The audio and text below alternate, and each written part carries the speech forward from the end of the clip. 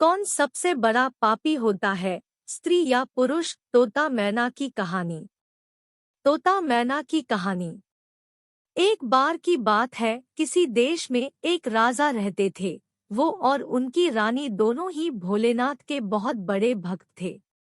उन्होंने अपने महल में तोता मैना का जोड़ा पाल रखा था और उन्हें एक ही पिंजरे में रखा था। अब ये तो सभी को पता है कि मियाँ बीबी में एक ना एक दिन लड़ाई जरूर होती है। तो काफी समय बीत चुका था। एक दिन मैना तोते से कहती है कि मैंने मान लिया कि यह पुरुष बड़े पापी होते हैं। ये बहुत ही बड़े धोखेबाज होते हैं। मौका मिलने पर यह कुछ भी कर सकते हैं।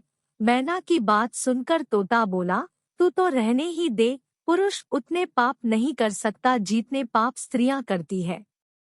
जितनी धोखेबाज स्त्रियां होती है, ना उतना धोखेबाज तो कोई होता ही नहीं है। इनसे बड़ा पापी इस पूरी दुनिया में कोई नहीं होता। यह किसी की भी हत्या कर देती है। जिसके बाद तोता और मैना में लड़ाई होने लगी कि दुनिया में सबसे बड़ा पापी कौन है। सब दृश्य देखने के बाद राजा ने पूछा, तुम दोनों क्यों लड़ रहे हो? किस बात पर तुम दोनों विवाद कर रहे हो? मैना ने उत्तर देते हुए कहा, यह मान नहीं रहा कि दुनिया में सबसे बड़ा पापी पुरुष होता है। फिर तोते ने कहा, मैं कैसे मान जाऊं? क्योंकि सबसे बड़ी पापी स्त्रियां ही होती है। राजा ने दोनों से कहा, तुम किस कारण से ऐसा कह रहे हो? तब मैना ने उदाहरण देते हुए कहा, एक गांव में एक सेठ जी थे, बड़े ही धनबाद, और उनका जो बेटा था वो बहुत ज्यादा बिगड़ैल किस्म का इंसान था। सेठ जी का लड़का इतना जुआ खेलता था कि सेठ ये बात सोचते सोचते एक दिन स्वर्ग सिधार गए।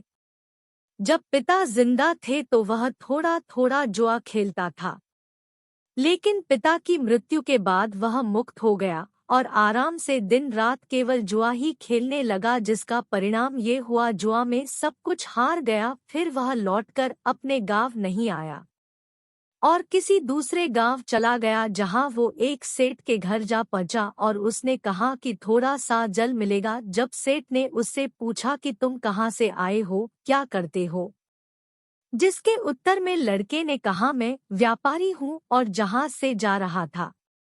व्यापार करने में मेरा सामान समुद्र में डूब गया, तो आप मेरी कुछ मदद कर देते तो अच्छा होता। सेठ ने लड़के की बात सुनी और फिर उसकी बातों के जाल में फंस गए और कहने लगे कि बेटा, तुम दिखने में ठीक ठाक हो और कमा भी लेते हो, तो क्या मेरी बेटी से शादी करोगे? ये बात सुनकर लड़का खुश हो जाता है और शादी के लिए हामी भर देता है, जिसके बाद दोनों का विवाह हो जाता है और सेठ अपनी बेटी को खूब सारा धन देकर विदा कर देता है। अब इस लड़के को तो केवल धन के लिए विवाह करना था, जो वो कर लेता है। विवाह के बाद वो लोग जा रहे होते हैं तो रास्ते में एक जंगल पड़ता है। तब वह लड़का अपनी पत्नी से कहता है कि देखो, हम लोग जंगल से गुजर रहे हैं, तो कोई भी चोर तुम्हारे जेवर चुरा सकता है। तो ऐसा करो कि तुम अपने सारे जेवर उतार के मुझे दे दो। अब उसकी पत्नी ने उस पर भरोसा करके अपने सारे जेवर अपने पति को दे दिए। देती भी कैसे नहीं, क्योंकि वो उसका पति था। जिसके बाद उस लड़के ने अपनी पत्नी के जेवर एक कपड़े में रखकर अपनी कमर में बांध लिए। फिर वह सभी एक जगह आराम करने के लिए रुके। तब उस लालची लड़के के साथ आई दासी को उसने मार डाला और अपनी पत्नी को कुएं में गिरा दिया कि वह उसमें डूबने से मर जाएगी। वो वहां से चला गया, किंतु उसकी पत्नी मरी नहीं और कुएं से बाहर निकलने के लिए आवाज लगाती रही। कुएं के पास से एक आदमी गुजर रहा था। तब उसने किसी महिला की आवाज सुनी तो उस व्यक्ति ने उस महिला को कुएं से जैसे तैसे करके बाहर निकाला। कुएं से बाहर निकालने के बाद महिला ने अपनी सारी जानकारी उस व्यक्ति को दी, जिस पर उस व्यक्ति ने महिला को उसके पिता के घर पहुंचा दिया।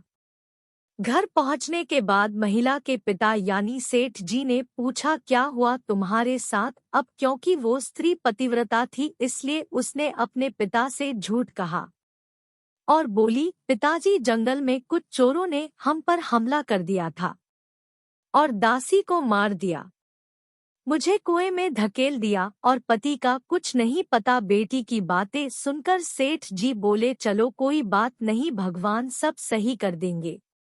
कुछ समय बाद लड़का दोबारा अपने ससुराल पहुंचा और सोचा कि सेठ जी से कहेगा कि आप नाना बनने वाले हैं और इसके बदले में खूब सारा धन मिल जाएगा। लेकिन वह जैसे ही अपने ससुराल पहुंचा उसकी मुलाकात उसकी पत्नी से हुई, जिस पर उसकी पत्नी ने उससे कहा, मैंने पिताजी को ये सारी बातें बताई है तो आप भी यही बता दें।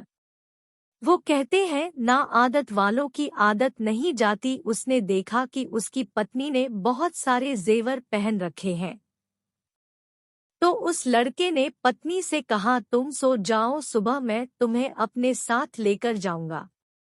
रात हुई और उसने अपनी पत्नी का चाकू से कत्ल कर दिया तथा सारे जेवर लेकर चला गया।